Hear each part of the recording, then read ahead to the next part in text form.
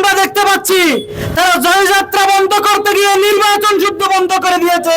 আমাদের শরীরে শহীদের রক্ত বহমান, আমরা জানি কিভাবে অধিকার আদায় করতে হয়, আমরা জানি কিভাবে অধিকার ছিনিয়ে নিতে হয়। জুলাই বিপ্লব হয়েছে নিয়ম শৃঙ্খলার বিরুদ্ধে গিয়ে, কাজে ছাত্রদের অধিকার আদায়ের জন্য আমাদেরকে যদি শাহাদত বরণ করতে হয়, আমরা শাহাদতের মধ্য দিয়ে হলেও বিজয় চিনিয়ে আনবো, সাক্ষ্য চিনিয়ে আনবো। বাংলাদেশের প্রতিটা প্রান্তরে, ক্যাম্পাস থেকে গ্রাম নগরে শিবিরের ছেলেরা তার আদর্শের পতাকা উড্ডীন করবে ইনশাআল্লাহ।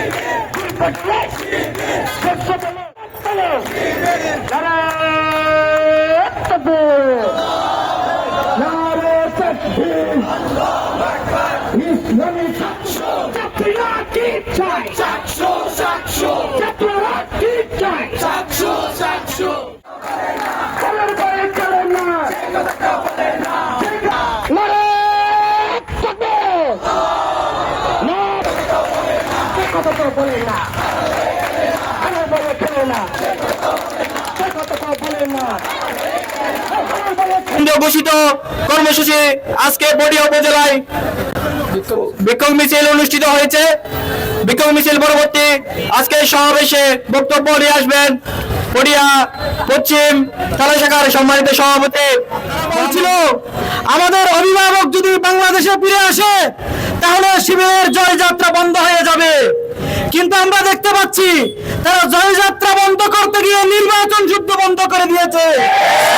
আমরা তার তীব্র নিন্দা ও প্রতিবাদ জানাচ্ছি। আমরা শুধুমাত্র পাঁচটা বিশ্ববিদ্যালয়ে হেরে গিয়ে যে অবস্থা শুরু করেছেন, আপনাদের পরাজয়ের গাড়ি যদি আপনারা মুছতে চান তাহলে ছাত্র জনতার পাস বোঝার জন্য চেষ্টা করুন। আপনারা ছাত্রদের কাতারে নেমে আসুন, ছাত্রদের কথা আপনাদের মুখ দিয়ে বের করুন, ছাত্রদের যে চাওয়া পাওয়া সেটা আপনারা তুলে ধরুন।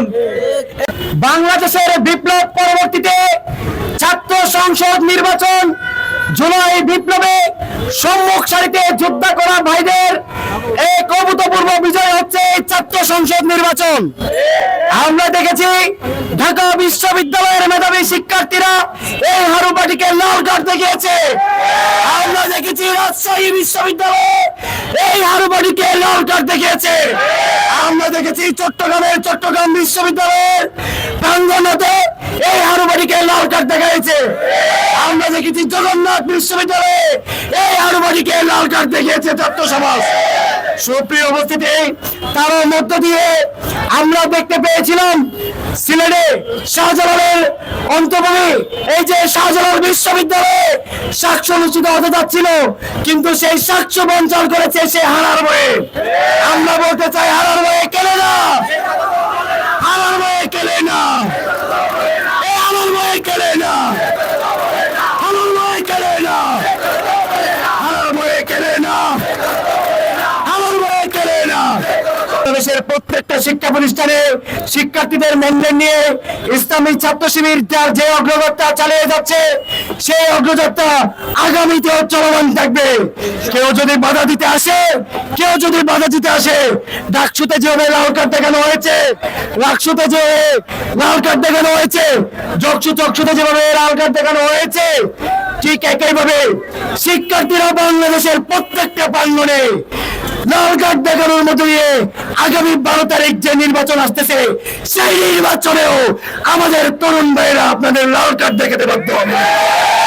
আমাদের স্পষ্ট ঘোষণা, আমরা আগামী নির্বাচন একটা ফ্রি ফেয়ার একটা ইলেকশন দেখতে চাই।